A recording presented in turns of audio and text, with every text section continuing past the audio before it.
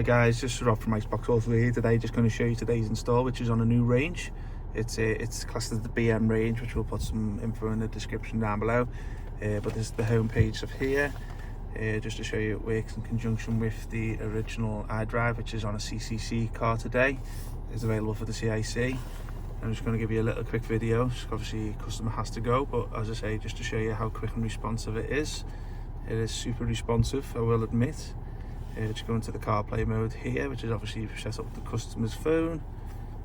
I'll just give you a little run by what's on the application side. Go into the Play Store. Just doing a few updates at the moment, but as you can see, the Play Store is here. You can see it's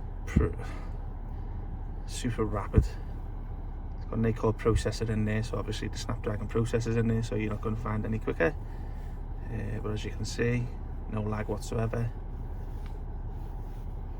Really quick. Okay, I'll just summarize it in the description down below in terms of where you can get it. If you're going to need any information on the product, get in touch with us, and I'll see you soon. Thanks a lot.